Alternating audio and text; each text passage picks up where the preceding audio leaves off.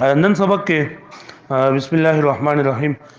منګ دا ویلو تیر سبق کې منګ اشاره کړو دې خبرې ته چې د دین د خاطره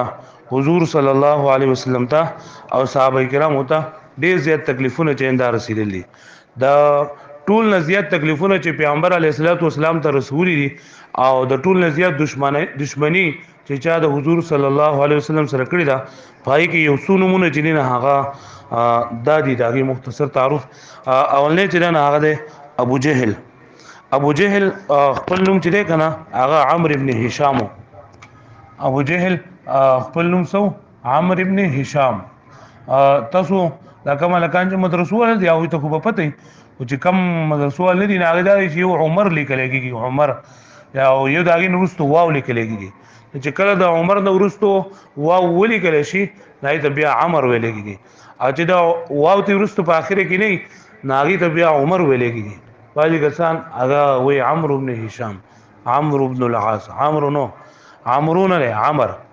نه عمرو ابن هشام دا د دې ابو جهل نوم دی دا ابو جهل ویل کېږي دا د لقب دی او دا ویل کېږي جهل مطلب د جهالت بلار دی په جهالت کې د ټول نه اعلی د اول بدته ویل کېدو ابو الحکم چې په خلکو کې فیصله بده کولې د خلکو چې دوه کسانو بده یو بل سره جنگ راغی څه خبره تر بیراله دی ابو جهل واغی له فیصله کولې او د بزان ته وی چې زو عزیز الکریم یم یعنی عزیز زبردست قدرمن او ډیر زیات عزتمن یم زو خو چې کله د حضور صلی الله علیه وسلم هغه خلاف شروع کو او دومره خلاف وکړو د پیغمبر علیه الصلاۃ والسلام چې د پیغمبر علیه الصلاۃ والسلام په دشمنی کې داغي په عداوت کې د سر ناړو کسر پرې نه خونو دیو جن پیغمبر علیه الصلاۃ والسلام د لقب ورکو د ابو جهل چې دا خو د جهالت لار دی دا د فیصلو او د حکمت لار نه دی بلکې دا خو د جهالت نه ډک دی دغه چې پیغمبر علیه الصلاۃ والسلام ته بار بار کنزل ویل او دا خبرې دا به مسلمانانو ته هم کول او په تور خاص پیغمبر علیه الصلاۃ والسلام ته 13 سبقونو کې دا ویل شو چې پیغمبر علیه الصلاۃ والسلام هغه په مسجد حرام کې په حرم شریف کې هغه مونږ کو او پیغمبر علیه الصلاۃ والسلام سجدي لاړو دی ابو جهل دی خلکو ته داو کو چې د سوچته چې او خیال کړو او دا اوخه غلره هغه راولي د پیغمبر علیه الصلاۃ والسلام په حمله باندې راوچ عقبه ابن ابي معيط رسول روان دي د پیغمبر علیه الصلاۃ والسلام دشمن دي هغه پاسې دوه هغه بدبخت او پیغمبر اسلام چې کله سجدي لاړو هغه د اوخه غسخاله راوغه سو په پیغمبر علیه الصلاۃ والسلام باندې ارتاو کو دي ابو جهل بوینه باندې مکه سبق کې دا خبروم شو دا ابو جهل چې ابو طالب سے چې کله ایمان راوړو د ایمان راوړو هغه سبب دا جوړ شو چې دا پیغمبر اسلام په لار باندې راوړو صفه مروه خواته او ابو جهل هغه پیغمبر علیه الصلاۃ والسلام ته بدره دی ویل او بیا عبد الله ابن جدعان کوم وینځي چې هغه ابو طالب سے شکایت وکړه چې ستاسو ورانه په بار کې حمزه رضی الله ما سوې حمزه رضی الله تعالی اغه ته دا شکایت ولګو کنه چې ستا ورانه سره دا خوې د کو د خبر ورته وکړلې حضرت حمزه رضی الله تعالی عنہ باغی کې پترش کراغو بیا خبره مخ کتر شو دی کې بار کې الله پاک قرآن مجید کې د مبارک آیاتونه نازل کړو ان شجره الزقوم طعام الاثيم كالمهل يغلي في البطون كغلي الحميم خذوه فاعتلوه الى سواء الجحيم ثم صبوا فوق رأسه من عذاب الحميم ذقوا انك انت العزيز الكريم ته زقوم ونه چې کوم ده په جهنم کې یو ونه ده چې داږي په دنیا کې منګ داږي خود سره نظیر نشته ره او اصل علماء کرام فرمای چې را په دنیا کې دین نظیر د سیله کړه کمال پاڼه نه چې دې وګداوند پاڼه یو دایږي زې په ځای غني چیندار وتري نه خوړل کېدې نشي نو د جهنم د بوټو د دې بوټو د سره مشابهت شته نو غاسي صورتن دا مشابهت نو د جهنم په ورځ باندې د جهنم کې با د قیامت په باندې باید دا خوراکي دغه زقوم دا ول جندا بخوري او دا الله پاک او فرشتي ورته فرمایي چې رزق دا عذابونه وسوسکا انك انت العزيز الكريم ته په دنیا کې ډېر عزت منوي او ډېر قدر منوي نو دو پیغمبر علیه الصلاۃ والسلام ته ډیر زیات دمکیان ورکول او پیغمبر علیه الصلاۃ والسلام کوشش پیدا کو چې پیغمبر علیه الصلاۃ والسلام په هر ځای کې رسوا شي او ذلیل شي او چې څومره به مسلمانانو ایمان به راوړو یا به مالدارو یا به غریبانو کمالدار به داغي سره به بایکاټ کو داغي سره به داغي مال ته داغي عزت ته دې به نقصان رسول او دمکیان ورکول او چې کله به کمزوري مسلمانانو نه به دون وهل چې روس را روان ان شاء الله چې هغه پاو کې به نه خو درولې په ګرمۍ کې پتا ودو شو باندې چیندا به سملو غټي چیندا په پکې خو درې او دوی ته دا تکلیفونه دي ابو جهل په وینا باندې دا ورکول د دې سردارانو مشرو او د قبيله بنو خزیمه د سردار ابو جهل او بیا په دای کې چې ان شاء الله د وفات هغه کم خبر چې د واقعیت ده او غزوه بدر چې کله مونږ بیانو نو غزوه بدر کې بعد د وفات خبره تر چیندا برسي دویم نمبر چې کم په پیغمبر علیه الصلاۃ والسلام په خاص دشمنانو کې داغه لقب ابو لهب د ابو لهب په نوم تاسو ذکر لرئ سره عبد العزى د خپل نوم دی د ابو لهب څخه ویلېږي چې ډېر زیات خیستو لهب ویلېږي شغلو ته نه د مخزنده بو شغلې کولې با رڼای به خطلا دیو جنت ته لقب ورکړ شو د ابو لهب نو خپل نوم عبد العزى اذن پیغمبر صلی الله علیه وسلم ترو او مخکې دا خبر شي دا چې د پیغمبر علیه الصلاۃ والسلام سره ډیره زیاته مینه کله چې دته پته ولګی چې زما وراره شوی دی او زما روح وفات شوی دی خو د وفات نه بعد داږي بچی شوی دی نو د دومره خوشاله شو چې خپل وینځه نو می سو هغه صوبیا هغه چې نه دای آزاد کړل چې دې زما د وراره خبر ماته راوړل خو چې کله پیغمبر علیه الصلاۃ والسلام د نبوت خبر اورله د ټول نه لاولنه ابو لهب داغه تکذیب وکړو تاسو مخکې سبقونو کې ویلي کله صفا مروه کې هغه پیغمبر علیه الصلاۃ والسلام د نبوت اعلان وکړو او خلکو ته ویل چې قولوا لا اله الا الله تفلحوا نو لټولنا اول ابو لهب پاسدو تبل لك علی هذا جماعتنا لکه تبا بربا چې تر دې لپاره موږ دار جمع کړو او د پیغمبر علیه الصلاۃ والسلام ډیر زیات تکلیفونه ورکړي هغه مخکې سبقونو کې دا شوی دي چې زیبر ازل مجاز بازار کې با پیغمبر علیه الصلاۃ والسلام مکه د بشاتو پکړو باندې خپل وراره چنده به وشتو طارق ابن عبد الله محاربی دا صحابي رضی الله تعالی عنہ فرمای چې مای چې دا کسوک دی دا مخ سوک دی دا ورسو سوک دی دا مخ کس وراره دی او د خلکو ته چې خلک تاسو دوی کلمه وای تاسو به کامیاب شئ دا شاته کس پکړو باندې ولې دا تر دی چې دا خبره مو مې دا خلېونه دی د کمقل دی نو څنګه چې ابو لهب پیغمبر صلی الله علیه وسلم تکلیفونه ورکړو بل ابو لهب مکه ویل شو چې حضرت فزامن عتبه او عتیبه د پیغمبر علیه الصلاۃ والسلام ذلور یعنی رقیہ رضی الله تعالی عنها او ام کلثوم رضی الله تعالی عنها د دې په نکاح کې په نکاح باندې ورکړي او چې کله پیغمبر صلی الله علیه وسلم د نبوت دا خبر اورله نو د پدی وجه باندې چې پیغمبر علیه الصلاۃ والسلام د تکلیف ورورسي او د بلدی زخم به تازه شي نا لوریان له ور طلاق ورکړي دا غي سره بیا حضرت عثمان رضی الله عنه چې دا نکاح کړو د دې سره د ابو لهب سره د یو بیبي وا دا غي خپل نوم ارواو د ابو لهب د بیبي نوم اروا او دې ته ویل کی ام جمیل دا اروا چې کومه د دې د ابو سفیان بیا ورسو صحابه شو رضی الله تعالی عنہ داغه خور وا او حرب ابن امیہ دا د پلان نوم حرب ابن امیہ خپل نوم ارواو او ام جمیل دا دی لقب دیو پیغمبر علیه الصلاۃ والسلام ته ډیر زیات تکلیفونه رسول یو خدا چې دا بد زبان ډیر وا او بل دا چې لکه دیبا قرآن مجید کې دی چې کوم لقب بیان شوی دی صفات قرآن مجید کې الله وايي وامراته حماله الحطب چې دی خدای جوان هغه بل لرګي راوړل دا بل قتل با دغه لکه څنګه چې په خامه زمانه کې با خلک بغورونو ته تل یو ځای بل ځای ځنه به ګیډي راوړل دې بل چې ګیډي به راوړل پای کې چې کم غنواله بوټي بو اوبه راوړل پیغمبر علیه الصلاۃ والسلام د کور مخې ته ورځول او پلار کې جریندا به ورځول او دې مطلب بداو چې پیغمبر علیه الصلاۃ والسلام راشي او هغه خپل د جریندا نقصان جریندا ورورسي کله چې د دې په باره کې الله پاک د دې او د دې خوان په باره کې الله پاک دا صورت نازل کو تبت یدا ابي لهب وتب دا ډیر زیاته پتغیش کړاله او ډیر زیاته جنندا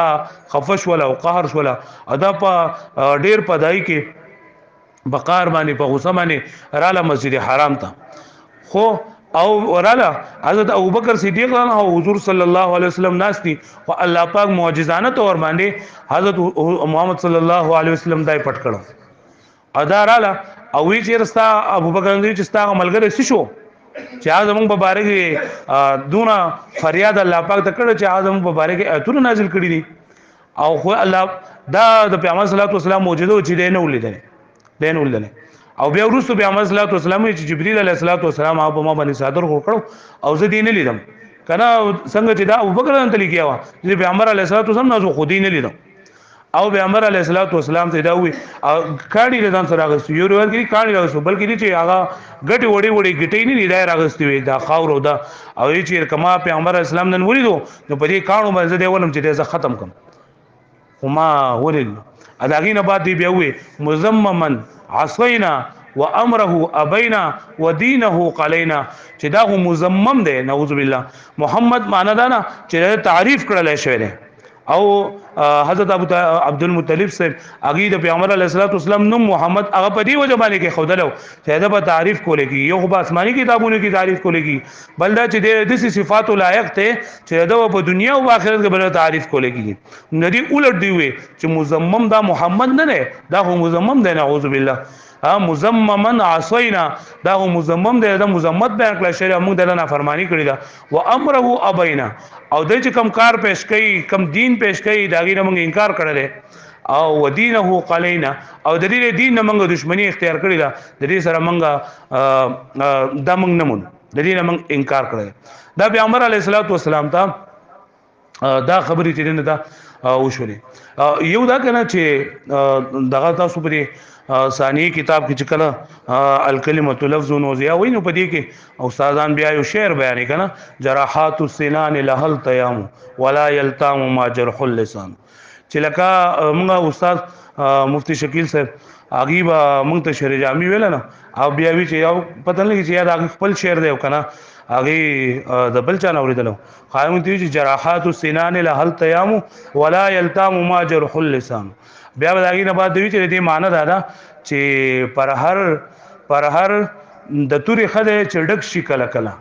پر هر د توري خده چړډک شي کله کله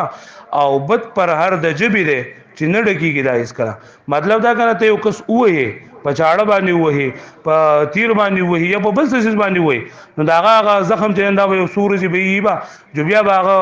برابر وشي او چې کله تا چاته بدی ردی ویلې او کله چا تا سپکه خبرې دی وکړو په غور دی ورته وکړو دا بیا د نه چې انده نه هېری ولا یلتام ما جرح اللسان یعنی د جبی هغه زخم چې لګا بیا نه ډکیږي دچا نو دی پیغمبر علیه الصلاۃ والسلام ته هم د جبی په ذریعہ سره تکلیف رسولې هم د لاسونو په ذریعہ سره تکلیف رسولې او کله د ابو لهب د وفات بیا دا شو چې کله بدر واقعا وشو ولنداګین او ورځې بعد په دمن یو دانه خدای پاک راوخی جوړه هغه دانه به دې سره وخت لګنه چې لکه دنه خلکو کرکه شروع کړل الګ څنګه چې د مخروجو کې دا کرونا وکنه نو هر سړي بچاله بل لګوت نه وړلې مریض لبم چا کوت نه وړلې دغه لبم چا کوت نه وړلې بیچاره دې مونږ ته مرز ونه لګي او د قشان د بهغه زمانه کې ابو لهب باندې او د سه مرز ولګیدو چې لکه خلکو بس یو ځای ته غزار کو اچھا بوله ګوتې مته چنده نه وړلې چې د مرز ته مونږ ته ونه لګي په دغه به سوکۍ کې په بیا سره کې د مړ شو او بیا چې مړ شو نو بیا هم چا نه راوچتو درې ورځې د په دغه ځای باندې پروتو چا ول ګوتې نه وړلې چیردا بمون باندې بدا مرز چنده بولګي دغه شرم د وجینا د بدنامۍ د وجینا یو درې حبشو غلامانو اغیلی روپور کړه غو ورته دغه اړم کړ لوړی ورته اړم کړ په لوړ باندې یو کندې ته وښتو او د دنیا د مخ ته وزګار کو دا الله پاک دا خو د دنیا سزا نه او د آخرت سزا دا خو به یوي د دې ابو لهب درې زامنو یو هو عتبه معتب او عتبه دا درې کسانو عتبه او یو عتبه او یو چې نه دا معتب نو موددن معتب پدې کې دا عتبه چې کنه عتبه او دغه عتبه او معتب دا معتب دې سره ولې کوچ دا عتبه او معتب چې کنه دی اسلام راوړی دی بیا د فتح مکه په موقع باندې او د عتبه چې کنه د مخ کې نه چې دا هلاک شوی دی او د دې اسلام هم پیغمبر علیه الصلاه والسلام د دې ذکر دی چې فتح مکه په موقع باندې پیغمبر صلی الله علیه وسلم سره خلکو غمو نو حضرت عباس رضی الله عنه فرمایل چې عباس استاغه وريرونه چې نن دانخ کړي عتبه او معتب هغه نه کړي چې نن هغه کمزې کړي حضرت عباس رضی الله تعارض کو چې الله رسول صلی الله علیه وسلم هغه چرته پټ شوی دي تاسو نه اسنه چې هغه تاسو او بځای کې دا چې زما پلار او زما مور دا خو پیغمبر علیه الصلاه والسلام ته ډیر زیات تکلیفونه رسول دي او اوس خو پیغمبر علیه الصلاه والسلام فاتحانه انداز کې داخل شو چې زمون بګوره چې سهل وي د دې شرم د وجنه د دې یری د وجنه هغه ته دا پټ شوی دي پیغمبر علیه الصلاه والسلام فرمایل چې دا تاسو وګورئ راولې وای ګوره صحابه کرام په تلاش کې شول او په عرفات په مقام په عرفات په میدان باندې هغه چې دا اومندل شو حضرت عباس رضی الله عنه دوانه راوستل او پیغمبر علیه الصلاه والسلام مخ ته حاضر کړ پیغمبر علیه الصلاه والسلام په اسلام پیش کو او فورا هغه اسلام قبول کو پیغمبر علیه الصلاه والسلام پلاس باندې بیعت وکړو پیغمبر اسلام دومره خوشاله شو او خپل تر ته فرمایل چې ما د الله نه د خپل تر دوانه زمونږ غوښتلو او دوانه زمونږ الله پاک مال راکړل د پیغمبر علیه الصلاه والسلام رحم وکړو چې مور او پلار وسره څومره تکلیفونه او څومره سختي د پیغمبر علیه الصلاه والسلام ته رسول او پیغمبر علیه الصلاه والسلام دې ته ونه قتل چې را پلار د ما سره دا کړی د امور د ما سره دا کړی زبر له بچونو اسکار وباسم نه پیغمبر علیه الصلاه والسلام داغه د بچو د هدایت سوالو کو او خدای پاک داغي هغه بچي دا په اسلام کې داخل کړ نور چې پیغمبر علیه الصلاه والسلام سره چا تکلیفونه رسول پای کې دوه ورونو یو نوم ابی ابن خلف او یو نوم امیہ ابن خلف دا دوانه چې دا دوانه روریانو د خلف زامنو او د دوانه هم پیغمبر علیه الصلاه والسلام ته ډیر زیات تکلیفونه جندا رسولي په دې کې دا ابی ابن خلف چې وو نو دا یو پیرا پیغمبر صلی الله علیه وسلم تکلیف رسول د پاره قران مجید کې هم داغي واقعا ذکر ده چې دغه راوصل اډو کې راوغسو اډو کې د سرین جرین جوګو او د چې په علاج کې ونیو کنه او بوکې ول ورکو وې مې یحیل العظام هي رمیم چې ته چې وې دا خلک به پیدا کیږي او دا خلک حساب کتاب دی او دا خلک یو پیرم رشي بیا به دوباره به ژوند کیږي با نو دا اډو کې دا خوای د ما ختم کړل او دا ما رینج کړل او په هوا کې میوالو ځول دا به سوق ژوند کوي الله پاک ولل د جواب ورکو یحییها الذی انشأها اول مره وهو بكل خلق علیم او دا امیہ ابن خلف چې کوم نو دا هم پیغمبر علیه الصلاه والسلام ته صحابه کرامو ته هم ډیر زیات تکلیفونه رسول حضرت بلال ابن ابي رباح رضی الله تعالی عنہ واقعا کې با د خبره تر چنده برش او بل پیغمبر صلی الله علیه وسلم سخت دشمن چې هغه عقبه ابن ابي معيط یو خبره هم تاسو سره دا وکړه چې دا عقبه ابن ابي معيط چې کنه دغه یو خدای پیغمبر علیه الصلاه والسلام باندې د ابو جهل په وینا باندې دغه کړو دا کم د اوخه لره چې آی په پیغمبر علیه الصلاه والسلام باندې وایي یو پیرا د عقبه ابن ابي معيط د ابي ابن خلف دا ډیر زیات ملګری دوانه به یو ځای تتلل دا به کول او دا هر خبره تر به کوله نیو پیرا دا عقبه ابن ابي معيط د پیغمبر علیه الصلاه والسلام په مجلس کې ناسو په مجلس کې ناسو کله مجلس نه لاړو ابي ابن خلف ورته وی ته ګوره چې مسلمان شې کو دغه ته چې تلې نو ته دې سینوي او وسی رااله نو دې تا ګوره چې په تا باندې پیغمبر علیه الصلاه والسلام خبرو اثر کړل تا ګوره چې ایمان نه وړل کو د دې نه ما خو ایمان نه دراوړل وینا وې ته خامہ خاص چل شوې وینا نه میره کړل نو دی ابي ابن خلف ورته وی وستا پر خبره باندې وضاحت یقین وکم غنه چې ته دې ځای نه پاسه او لاړ شه او په حضور صلی الله علیه وسلم په مخ باندې لاړ توکا چې کله تا لاړ توکړه ما ته پته ولګی چې تا اسلام نه قبول کړه خو چې ته دا نه پاسي او ال د گیزینو دې مطلب دا چې تا اسلام قبول کړه او موږ سره هم خاجو دار سپریدو دا بدبخت پاسه د ولاړو او حضور صلی الله علیه وسلم په چهره انور باندې پای باندې لاړ توکړه دی بارے کے آیات اللہ پاک قرآن مجید کی آیات نازل کر وَيَوْمَ يَعَضُّ الظَّالِمُ عَلَى يَدَيْهِ يَقُولُ يَا لَيْتَنِي اتَّخَذْتُ مَعَ الرَّسُولِ سَبِيلًا چې دا ظالمان با د قیامت باندې خپل لاسونه بچی چی ها دا افسوس کله په دنیا کې خزل قار او شیا افسوس کوي نه خپل نکونه کوي دغه خوري نو دا د قیامت په باندې بدغه افسوس بګي ادی بو چې یا لیتنی اتخذت مع الرسول سبیلا کاش ما د پلان کې خپل ملګری نه مقرر کړي او کاش ما پیغمبر علیه الصلاه والسلام غلار می اختیار کړو نو په ما د تکلیفونه دا بنو دین دا معلومیږي چې را بدترین ملګری چې دی کنه بدترین ملګری دا په آخرت کې هم د افسوس سبب وي انسان به وي چیرې کاش په دنیا کې ما د خو خلکو سره ناسته کړې وي کاش ما په دنیا کې د خو خلکو سره هغه غم خادي ساتلې وي نو اوس به زما حشر راغی سر کو عربي شاعر دی احب الصالحين ولست منهم لعل الله يرزقني صلاحا چې زه خپل باندې نیک نه یم په خپل باندې نیک نه یم خو د نیکانو سره مې محبت ده د الله پاک چې کم نیکان خلق دي دا غي سره تمینه محبت ساتي د الله پاک چې کم خوخ خلق دي دا غي سره تمینه محبت ساتي دا غي سره ناس تپاسته کې الله پاک به د دې د صحبت توجینا طالب الله پاک دې د نیکی توفیق درکړي تابع الله پاک نیک او قیامت کې به الله پاک د هغه سړي سره وپاسي چې چا سره د په دنیا کې ملګرتیا کړي تو نه الله پاک امری کې فرمای الاخلاء یومئذ بعضهم لبعض عدو الا المتقين چې د قیامت په باندې کوم ملګری دي دوستان دي نو دوی د قیامت په باندې یو بل دشمنان وي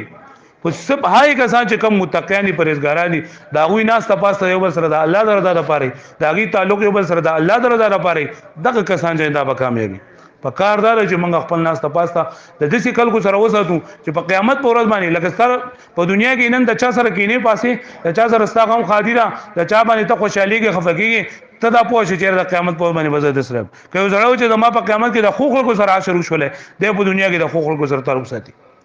او کله یو چیرې په دنیا کې زما څخه خوخه ته تبا کوم او په آخرت کې بدل نه کوم سره پاسه مدابق ما وکم د سینې کې دی ټول کافرانو مبارک یو پیرا پیغمبر صلی الله علیه وسلم هغه د بیت الله شریف نه طواف کو او پیغمبر علیه الصلاۃ والسلام هغه ډیر زیات د خلکو د وجنه ورته تکلیفونه رسیدل ځکه چې یو خو جسمانی تکلیفونه ورکول بل لا چې پیغمبر علیه الصلاۃ والسلام ته خبرې کولې پیغمبر علیه الصلاۃ والسلام ته او روانې کولې نو ظاهر خبره ده چې پیغمبر علیه الصلاۃ والسلام خو بیا هم یو انسانو نو پیغمبر اسلام له غوسه ورتله پیغمبر علیه الصلاۃ والسلام قار وکړو هغه ظاهر ولا نو ظاهر ولا بینه ځکه چې الله پاک ورته ویلو چې تب صبر کې فاصبر كما صبر اولو العزم من الرسل ولا تستعجل له پیغمبر اسلام به صبر کو اس به نه خو بیا پیغمبر علیه الصلاۃ والسلام به خفقېدو په باندې دغه یو سړی پیغمبر صلی الله علیه وسلم زموږ په شان انسانو په انسانو کې ټول نه اعلی نو څنګه چې په عام خبر سړو باندې دغه خبري اثر کوي دا شی پیغمبر اسلام باندې مو اثر کوي نیو پیر جبرئیل علیه الصلاۃ والسلام راغې او پیغمبر علیه الصلاۃ والسلام ورته دا شکایت وکړو چې دا خلک په ما پر دې سین خطه دی او دا د دې استهزاء او تمسخر شکایت ورته وکړو چې څه حال وو د پیغمبر علیه الصلاۃ والسلام او په کوم حال باندې په پیغمبر علیه الصلاۃ والسلام جبرئیل علیه الصلاۃ والسلام ته فریاد کړي موږ دای تصور هم نشو کولای او پیغمبر اسلام دا شکایت کوو په دې کې ولید راغی ولید ابن مغیره دا خالد ابن ولید خالد رضی الله عنه چې کوم دی کنه د پلار ولید ابن مغیره او دا هم په دې مشرانو کسانو کو چې کوم پیغمبر علیه الصلوۃ والسلام له ډېر زیات تکلیفونه وکول نو پیغمبر اسلام د یو تعارف کو ودا ولید دی او دې ماته هم ډېر تکلیفونه راکې ها پیغمبر علیه الصلوۃ جبرئیل علیه الصلوۃ والسلام وې دې شهرک طرف ته اشاره وکړه او پیغمبر اسلام ته پوښتنه وکړه چې دا سدي او جبرئیل علیه الصلوۃ والسلام ورته فرمایل چې د دې ولید نستا کفایت وشو د دې نه بعد بیا چې کوم پیغمبر اسلام ته تکلیفونه رسول نه پای کې دویم نمبر اسود ابن عبد المطلب دې راغې او پیغمبر علیه الصلوۃ والسلام ته فرمایل جبرئیل ته چې دا اسود دې د امت ډېر تکلیفونه چیندا راکې جبرئیل علیه الصلوۃ والسلام سترګو طرف ته اشاره وکړه پیغمبر اسلام ته پوښتنه وکړو چې دا څه مطلب درې وي بس تا د اسود ابن عبد یغوث طرف نه کفایت وکړل شو پیغمبر اسلام خپل شکایتونه شروع کړی دي په دې کې یو بل کس د مخ کې د سترګو اشاره دی دا کړو اسود بن مطلب ته اسود بن مطلب او دریم کس چې کوم راغی نو اسود ابن عبد یغوث دریم کس دا اسود بن المطلب راغلو دا سترګو طرف ته اشاره وکړه دریم کس راغلو اسود ابن عبد یغوث او داغي پیغمبر علیه الصلاۃ والسلام داغه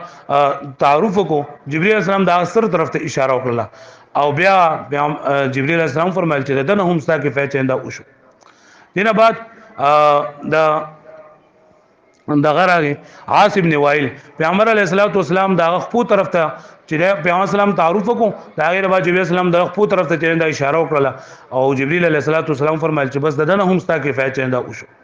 او دغه بیا وشوله چې دا ولید سره بیا دې شو کنه چې قبيله بنو خزاعه په سړو باندې تیردون هغه غش جوړول غشیم په خاصه معنی کې په بچن کې به غش چې دا بچلیدل نا غش جوړول یو غش په دماغ باندې پروتو چې د دې ولید ابن مغیره پاګې باندې خو لګیدل چې خو لګیدل هغه زخم جوړ شو هغه زخم لویدو او هغه کې بس دې مړ شو نو جبرئیل علیه السلام ته د خپل کوم اشاره کړو نو بیا دې زغه شو چې بس د خپل وجه نه جنت امر نصیب شو اسود بن مطلب داغه داوش ولا چې یو پیره د کیکر د ونه د لاندې چرند داناسو او په دې کې خپل بچو ته وی چې راشه ما بچ کړي راشه ما بچ کړي خلکو وی سي چلې وی سوق راځي زما په سترګو کې د کیکر د غنی چرند ټول او مون کو سوق دینو وینه تاسو نه هم د ډیر زیات تکلیف ترې دی دوجینه او بس په دغه تکلیف کې د سترګو نظر لاړو او په دغه کې جو بیا مړ شو اسود ابن عبد یغوث د سر طرف ته اشاره کړې و نو د بسر کې د سې دانې او نه کې راخاره شولې چې داغه تکلیف ته ودینه د مړ شو حارث د بچیو او دای کې دا حارث د جننه د باندې سي بیماری را لګنه چې د خولي تر طرف نه جننه دا واړه بولولو بول جننه روان شول په دقیقه کې د مړ شو عاصم بن وائل چې کوم دا داوش چې په پیرا په خر باندې سورو طائف تتلو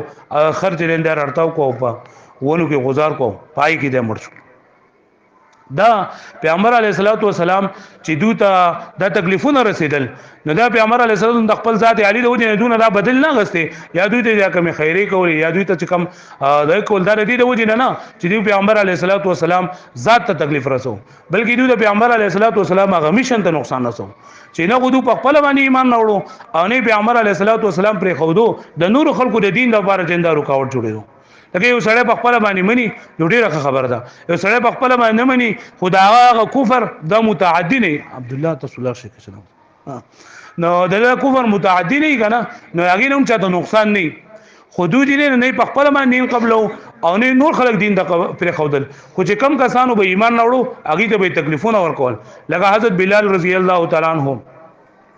دا حبشي نسل د اصلنا بلال ابن ابي رباح او دته جریګان دا امیم نه خلف مکه چې تیر شو د غلامو دته به دونه نقصان رسو کنه دومره تکلیف رسوي چې دا عربو ګرمي نه دا چې کم کسان تللی دی الله پاک دې بار بار حج عمره ته پروزي ناغي ته لري هغه ګرمي معلومه ده چې الله غوښنه کې دا خلک خبره کوي و چې دې د شګو ډیره کی کنه نو پای کې ته اگې کړي یو سو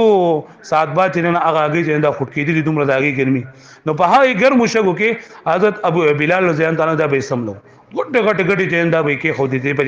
ملا باندې او یو براتلو بل براتلو د په ګټو باندې به گزارونه کول پسینه باندې بوله ګټه کې خو درې او یا خو په دې حال کې مرچا او یا چې اسلام نه وړه یا په حال کې مرچا اهل اسلام نه وړه حضرت بلال نام په اسلام کې او خواګل دلیو چې دومره ورته تکلیفونه ملاویدل دومره باغ چغواله احد احد الله احد الله احد دې تکلیفونه من هيو پیرا حضرت ابوبکر ځان په دې لار باندې تیرېدو اول دل چې دا دومره تکلیفونه د ترسي نو ته وی د اميه ابن خلف ته چې الا تتق الله في هذا المسكين حتى متى انت چې دې مسكين مبارک ته الله نه یریږي نو دومره تکلیفونه د ترسه د تاسو نقصان کړي ستا چې کم کار د خدای تعالی دی کوي او صرف په دې وجه باندې چې د مسلمان دی صرف په دې وجه باندې چې د کمزور دی صرف په دې وجه باندې چې د حبشین راغلی دی ته د دونو نقصان نسه ندی امه ابن خلف ورته چې دا ټول ارڅ خطا کړی تا ته د اسلام دعوت ورکړو اوس ته د زمانه چې دا خلاص کنه نو وګړه ورته فرمایل چې هو زما غلام دی او غلام هغه قوي هم دی او په هسته چې په کم دین باندې په دین باندې مضبوط هم دی دا واخله او هغه راکا حضرت ابوبکر رضی الله عنه دا سره دا سودا وکړه حضرت بلال رضی الله عنه واغسو او په هغه ټیم باندې آزاد کو او دغه بلال رضی الله عنه د دین د قادر چې د دومره تکلیف برداشت کو نه الله پاک دته نبی حدیث کار واغستو چې پیغمبر علیه الصلاۃ والسلام که په سفر کې او که په حضر کې حضرت بلال رضی الله عنه چې دا مؤذن مقرر شو او دا الله د دین لپاره خلک چې دا بیره بلل دا د اسلام او د تکلیف دا فائدہ دین علاوه عمار ابن یاسر صہیب رومی رضی الله عنه خباب بن ارت رضی الله عنه او زبیر د تکلیفونه چې دوی برداشت کړی دي خباب بن ارت په باره کې راځي چې یو پیرا حضرت عمر اندر په املا باندې لاس وو په املا باندې لاس وو نظر املا دي کندي کندي نو دې ته ما د خپل املا وخه چې املا ورته وکړه نه د دومره قسم وخړو چې زما الله په ذات باندې قسمی چې دې املا ما چته نه لري دومره تکلیف والا او دومره زخمی بیا ته پوسو کو چې دا ستاري املا دا حالت څنګه شو نه حضرت خباب بن لغت رضی الله عنه فرمایل چې لکه کافرانو بز اور به بلکو دا هیڅ کروټي جندا به خورې کړلې باغ کروټو باندې چې زب اسلام علماء او باغ په ما باندې به غټ غټ غټي کې خو دې زمای دی وجود نه با ویني روانې شوې خولي به روانې شوې او نهونه به روان شول دا غي د وجه نه د لاندې کروټي جندا بمړې شوې سکروټي چې مړږي او په دې سره ګور باندې مړږي کړه خدا په دغه باندې پر اوبو باندې مړږي دلته اوبو باندې وي بلکې د وجود نه با اوبو وته د وجود نه با ویني وته د وجود نه با تکلیف دته بسونه تکلیف رسیدلې په دې باندې چې یو خو ګرمي بل دا ګټه کې خودل بل دا چې هغه په سکروټو باندې د هغه د وجه زما په املا کې دا داغونه چیندا وته دي ډیر تکلیفونه صحابه کرام هغه برداشت کړی دا تکلیفونه بس سیوا کېدل با پیغمبر علیه الصلاۃ والسلام له چلنه ورته چې وسو کو الله پاک د پیغمبر علیه الصلاۃ والسلام په ځل کې دا وچولا چې صحابه کرام دا با د دې ځای نه بلاړ شي او هجرت بو کې بل ځای ته ځکه چې کله په یوځای کې د دین کار لګيږي نو دا غي نه بیا بدی کې دغه دی چې الله پاک فرمای زما زمکه چې و ارض الله واسعه الله پاک زمکه فراخه ده ته کم ځای غواړي جو ال د ګلار شي نو پیغمبر علیه الصلاۃ والسلام تلاش کو چیرې دا صحابه کرام ته چرته ولېګم نو پیغمبر اسلام پسله کې دا الله پاک واچولا او اغه ته دا خبر معلومه شول چې په حبشه کې یو بادشاہ نجاشی دا لقب ده اسمحه دا غدوم ده نو دا صحابه کرام بلل شي ال د حبشه ته بدو هجرت وکي د دې هجرت حبشه د دې نمخ کې او د دې پرې پنځم کال کې مطلب دا د نبوت پنځم کال له نو پدې کې یو څو معجزې شوي درې معجزې یو چې نه هغه معجزه شق القمر یو رد الشمس او یو حبس الشمس دا درې معجزې چې انده شي دا مختصر به شق القمر هغه د اقتربت الساعه وانشق القمر وان يروا ايه يورثوا يقولوا سحر مستمر دا دې باره کې راځي شول چې پیغمبر علیه الصلاۃ والسلام صحابه کرام هغه ناس دي او دا کافران کم ولید ابن مغیره او ابو جهل او عاص ابن وائل او عاص ابن هشام دا کسان ټول ناس دي اسود ابن عبد یغوس پیغمبر صلی الله علیه وسلم ته دعوت ورکو دو پیغمبر علیه الصلاۃ والسلام ته فرمایل چې کته ستابلی نه بوت باندې موږ حالي ایمان نه وړو چې تا موږ ته معجزه ظاهر کړي او معجزه تا را کنه چې دا سپوږمۍ نه دا سپوږمۍ ته دوه ټوکړي کې موږ پتا باندې ایمان نه وړو پیغمبر علیه الصلاۃ والسلام فرمایل چې الکه زه د دې لپاره نیم راغله زه تاسو د هدایت لپاره راغله مو دا خدای الله پاک خو دا معجزات دي او دا نبی په خپل اختیار کې معجزات نه خدای دې کار برابرول لپاره د لری نبوت د تصدیق لپاره الله پاک دا معجزات په حضور صلی الله علیه وسلم باندې او په نور پیغمبرانو باندې ظاهر کړي خو دوی چې نه موږ به په دې باندې هله ایمان وړو پتا باندې چې کله دا معجزه موږ پېښ کړي پیغمبر سلام چې تاسو به ایمان نه وړئ بیا راوړو نو پیغمبر علیه الصلاۃ والسلام خو حریص په دې باندې چې دوی په سوخ په طریقه باندې ایمان نه وړي نو د ماسودن وخو او د سوال سمې شپې سپوږمۍ وا دوی په کولاو میدان کې ناسو پیغمبر علیه الصلاۃ والسلام په لاس مبارک جندا اوچت کو او یو دې طرف ته کو بل دې طرف ته کو نو سپوږمۍ په مېز باندې دوشولا نیمه مشرق طرف ته لاړو نیمه مغرب طرف ته لاړو دا پیغمبر علیه الصلاۃ والسلام جبل ابي قبيس یو طرف ته جبل ابي قبيس او بل طرف ته جبل قيقعان پای باندې دغه چې دالاړه سپوږمۍ په مېز باندې وشوله خلکو دا وکتل چې دا د برستر باندې کړه پسترګي په کپړو باندې په دې باندې پاکولې په جوانه شو کنه دا چې د سحر کړه جادو کړه دا خو موږ باندې سحر دی او بیا مسلمان ورته تاسو چې موږ ایمان وړو نه موږ په پتا باندې ایمان وړو خدا تاسو سحر وکړو جادو دی او الله په د قرآن مجید کې فرمای و ان يروا ايه يعرضوا يقولوا سحر مستمر چې دا خو همیشه سحر دی د جادو کوي او بیا وی چې نه دا باندې موږ داسې د زمونږ نظر باندې کړی دا او دا موږ په دې باندې به حاله موږ دا خبر ومنو کنه چې کله د بهر نه قافلې راشي او هغه موږ ته وی چې دا شي پیغمبر علیه الصلاۃ والسلام سینا قافلې را لې قافلو ولنه تاسو کو بیا او په دغه شپه باندې د چل شو خو هغه بیا هم چې دا ایمان نه وړو دا معجزه شق القمر دا په دای کال باندې شو ویم معجزه رد الشمس یو پیرا پیغمبر علیه الصلاۃ والسلام رد الشمس مطلب شمس نور ته ویلېږي چې لکه انور په وتلره او هغه بیا را دغه شعر واپس شوی دی هغه پیغمبر علیه الصلاۃ والسلام یو پیرا ناسو حضرت علی رضی الله تعالی عنہ د پیغمبر اسلام سره حضرت علی رضی الله عنه ناسو پیغمبر اسلام داغي په د خپل باندې چنده اثر کې خودلو پدې کې وਹੀ آثار چنده شروع شو وਹੀ نزول چنده شروع شو پیغمبر علیه الصلاۃ والسلام باندې وਹੀ نازلېدل او حضرت علی بد وګڼل چې پیغمبر صلی الله علیه وسلم دا سر مبارک زده خپل پینې چنده اوچت کم او پدې کې وਹੀ چې کله نزول ختم شو نو ماخام وخت چنده نږدې شو داخل شو تقریبا نو پیغمبر اسلام تاسو کو حضرت علی ته مسکړه نو نه ما خود ما ذکر مونږ نه کړه نو حضور صلی الله علیه وسلم دعا وکړه چې الله د ستاره نبی په اطاعت کړو یا الله د لپاره د انور را واپس کې انور واپس شو او خلک وایي چې دغه انور هغه شواګاری پس مګه باندې خوري شولې اداګې نه بعد حضرت علی موږ وکاو بیا انور چرنده پریوتو دا دوه معجزه په دای کال باندې هم پېښ شو دریم معجزه هغه حبس شمس مطلب دا چې انور ودرېدل لکه یو پیر کافرانو ال پیغمبر علیه الصلاۃ والسلام ته فرمایل چې ته ځان ته پیغمبر وې ځان ته نبی وې نو موږ ته یو خبر وکړه چې لکه زمونږه قافله تللی دا د یو ځای ته تلل نو قافله وا په کوم ځای کې را روان ده او دلته مدینه منوره ته بکل را رسی د مکی مکرمه ته بکل را رسی نو پیغمبر علیه الصلاۃ والسلام ورته فرمایل چې د بوت په ماخام باندې بدار رسی نور بل ډوب شوی او دا به راغلی به قافله پر راغلی اوس د الله کارونو چې دغه بوت ورځ را لاله او قافله چې اندارونه رسیدا نو پیغمبر علیه الصلاۃ والسلام بدلوجن کېدو نو الله پاک دې سوال وکړو چې الله کچته زه دا دغه ونی شي نور ایثار نشي او نور پریوزي او قافله را نشي نو دي خلکو د خوبته دروژن کار شم خدا خبره یا ساتي چې پیغمبر علیه الصلاۃ والسلام د خپل ذات لپاره دانه کول چې زما ذات بده شي بلکې پیغمبر علیه الصلاۃ والسلام یو منصب او څنګه چې لکه په دنیا کې یو سره د خپل منصب خیال ساتي دیونه فرمایي کنه چې تاسو په کم لاین کې لکه مطلب تاسو تبلیغ والے نو تاسو د خپل عزت خیال ساتي او دې سره سره تبلیغ هم خیال ساتي دغه زمنګ دی ګناه د وجنه زمنګ دی غلطي ته په تبلیغ بدناميږي یا هم په مدرسې کې یا هم په اسکول کې یا په هر اداره کې او چې کله موږ غلط کار کوو ناغه بیا یو خو زمنګ ذات ته منسوب کیږي زمنګ د ذات نه علاوه دا ادارې ته منسوب کیږي چې لکه دا پلان کې مدرسې لري پلان کې اسکول لري پلان کې کالج ته دا ټول بده شي ها نبی محمد صلی الله علیه وسلم دغه نسبت لپاره دغه منصب د حفاظت لپاره چیرې زغه د نبوت په منصب باندې ما او کزه د رودن شوما دا ټول دین چې نه دا بلکه خراب شي نبی محمد صلی الله علیه وسلم دعا وکړه او دغه انور دا په دغه ځای باندې ودرېدو او سو پر چې قافله رااله بس مر بیا پرې دا درې معجزې په دې کال باندې شوې ها دینه بعد بیا هجرت د حبشه شو نو پیغمبر علیه الصلاۃ والسلام صحابه کرامو ته دې کافرانو د طرف نه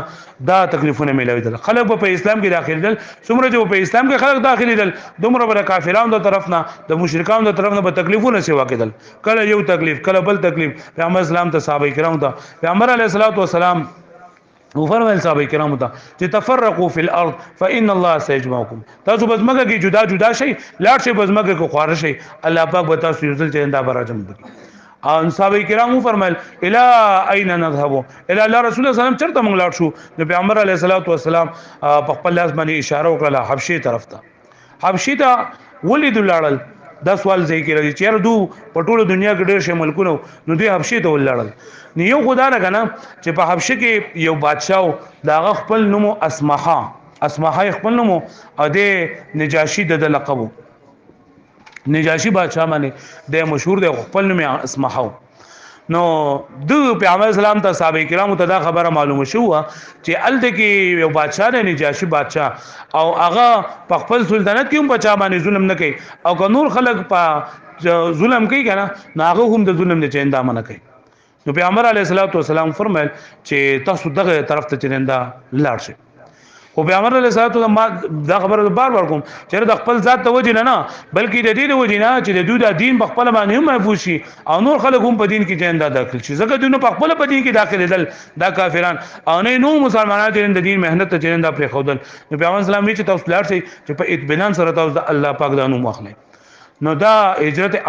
حبشه طرف ته دوی هجرتون شي دا اولنې هجرت ده دا اولنې هجرت د رجب په میاشت کې او په پنځم نبوت د کال په 5 نبوي کې دا چیندا شوی دی د رجب په میاشت کې په 5 نبوي باندې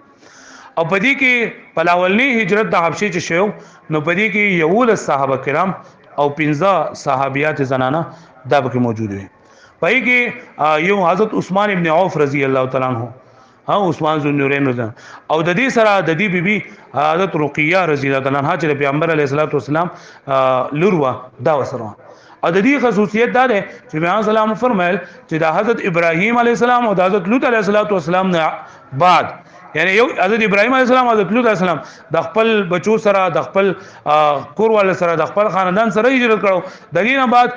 په دې دای کې د ټول نه اول چې خاندان هجرت کړل حضرت عثمان رضی الله او داغه بیبي حضرت رقیہ رضی الله تعالی عنها دي چې انداله ولنه هجرت کړو او دوی حبشه ته چیندا تلو دو پکې حضرت عبدالرحمن ابن عوف رضی الله عنه پکې زبیر ابن عوام رضی الله ابو حذیفه ابن عتبہ ابو سلمہ عثمان ابن مزعون عامر ابن ربيعه مصعب ابن عمر سهيل ابن بيضاء دا یو له صحابه کرام چې دا پکې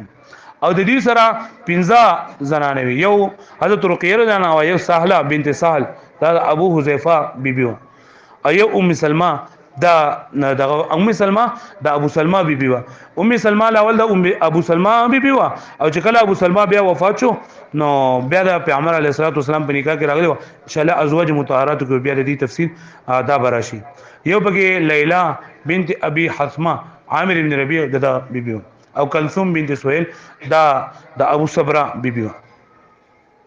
دا یولس کسان یولس سړي او 15 زنانه دوی په پټه باندې لاړل او حبشي طرف ته چې دا هجرت شروع کو ال دکې یو بندرګاو ایت دی ورسل ال دکې دوه کشته ولاړې دوی پای کې لاړ کافرانو ته لګروستو خبر ورسېدو او کافرانو دوی تعقوب کو خو او ساحل ته ورسېدل خو او ته وتلو او دو ونه نیول دو بیا پالته کې پدې د کیو حبشه کیو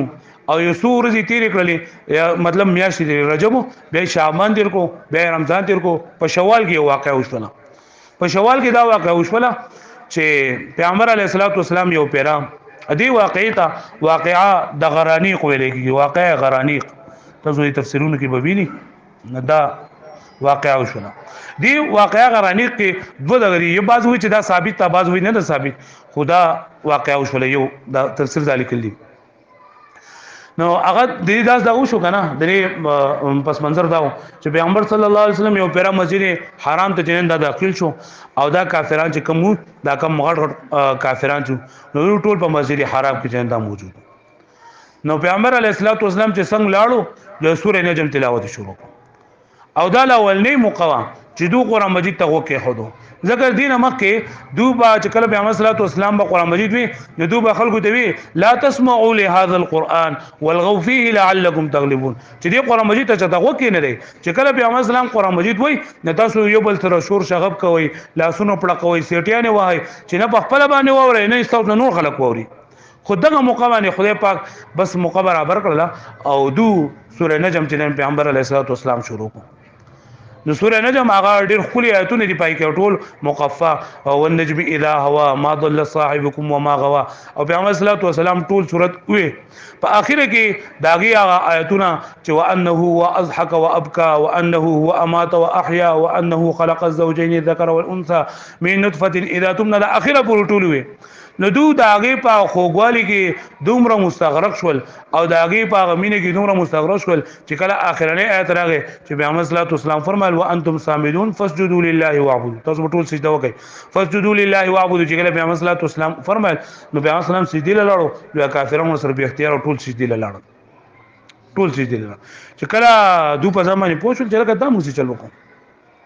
دا خو مونږه قرآن مجید په دا باندې پیغمبر صلی الله علیه وسلم مګه د موږ سجده وکړه او خلکو دا خبره مشهور کړه چې دا کافران دا کم چې مشران دي دوی موږ د پیغمبر اسلام نه منع کوي او په خپل باندې سجدي کوي او دا خبره ترې نه مشهور کړي نو دوی د دې لپاره چې پیغمبر علیه السلام دا زمونږ دا خبره چې دا د روغ شي او موږ ته په موږ باندې الزامونه ونه لګي نو پیغمبر علیه السلام باندې ضرور وکړل چې موږ دا سجده کړی دا د دې وجه نه موږ نه کړی بلکې دا هم د دې وجه نه کړی دا چې پیغمبر علیه السلام فرمایل تلک الغرانیق العلا وان شفاعتهن لترتجى چې زمونږ د بوتان چې کم دي د دې بوتانو چې موږ عبادت کوو نو دا خو زمونږ اوچت دیوتاګان دي دیوان دي وان شفاعتهن لترتجى د دې شفاعت به امید کیږي نو موږ د پیغمبر اسلام د دې وجنه یعنی دغه غرانیق د قصې د وجنه دې ته ځکه واقعي غرانیق او په دې کې دغه ټکی راغلو تلک غرانیق العلا او ان شفاعتهن لا ترتجى چې د دې شفاعت به دې به امید کیږي نو موږ د پیغمبر اسلام چې کله دا خبر وکړه نو موږ خپل بوتان د سیته وکړه چې لکه د دې د شفاعت امید کې دي شي نو دا د دې بخامه هم بسیده کو نو موږ د سیده زکو وکړه خدا خبره خلکو ته ورسیدا چې کافرانو چې انده سجده کړی دا او د حبشي چې کوم مسلمانان هجرت لته دا یولس او 15 د شپارس کسانو ټوټل ناغي ته دا خبر ورسیدا چې کافرانو چې د اسلام راوړل او ټول سجده چې دا کړی دا نو چې هغه موږ یې کافرانو د وجه نه راوته چې هغه موږ ته تکلیفونه راکول او هغه موږ ته عذابونه راکول چې اوس هغه اسلام راوړل نو زموږ به تکلیفونه کې زموږ په عذابونه کې به کمه راشي نو هغه ټول چې دارال دغه نه د حبشي نه رالل خو چې کله یو ورځ فاصله پاتې شو لګنه چې مطلب د مکه مکرمه ته رسیدو نو پته وټول چې دا خو چا دروغ ویلي دا خو خبره دي سينه نو بعد صاحب کرام دي چې هغه ډایرکټ واپس ول حبشي طرف ترال او بعض دي سوال چې هغه مکه مکرمه ته لاړو د چا په پناهي واغستله او مکه مکرمه داخل شول نن چرال حالات ولدل نو حالات بدل کافرانو ته چې پته ولګي دا هغه بیا ظلمونه د مخ کې ډیر زیات نه دا شروع کړ نو بیا دویم هجرت د حبشي چې شوې ده جواب ان شاء الله آینده کلاس کې بیا دا وکړو ها نو دا صحابه کرامو دومره تکلیفونه چې نن دا برداشت وکنه یو لکه هجرت ان شاء الله هجرت مدینه چې کله بیا مونږ وایو نه کې بیا پوره خبره وګو کنه چې دا خپل کور پرې خودل خپل خزه بچی پرې خودل او خپل وطن علاقه پرې خودل دا ډیر زیات ګران کار دی او صحابه کرامو د دین د مهنت لپاره د دین د خدمت لپاره وګور خپل هر څه قربان کړل هغه خپل عزتونه ته اندای په دا باندې خلکو ورته کنزل کړی دي خلکو ور سره وحال ټکول کړی دي خلکو د کورونو شړلې دي او خلکو د علاقونو به دخل کړی دي او صحابه کرام هر څه برداشت کړل دین لپاره د دې وجه د دین موږ ته الله پاک را رسول لري په دې سختو باندې په تکلیفونو باندې زمونږ د ذمہواری ده چې الله پاک مسلمانان پیدا کړیو الله پاک د دین را رسول لري موږ به په خپل عزت کو موږ به دې کې سخت برداشت کو تکلیف به برداشت کو کم زمونږ رونه چې نه دي خبره او موږ خبرو دا اعمال په اعتبار سره په منګي کم کمزوري ده امون وباسو ځکه دین د دې څومره چې بری کې ته قرباني تا کوله غنا دومره به الله پاک تعالی دې دین هغه ثمرات ته حاصلې د دې هغه فائدې به ته حاصلې ټول ملګری د دې کوشش کوي مهنت کوي وزا ګورو چوټیانی د مدرسو چوټیانی شوین اکثر الکان دا ګورو نیم په نیم باندې کسان نشته نه دا ډیر د افسوس خبره ده چې دا ګوري دونه نشته تاسو چې کم الکان د سی چې هغه د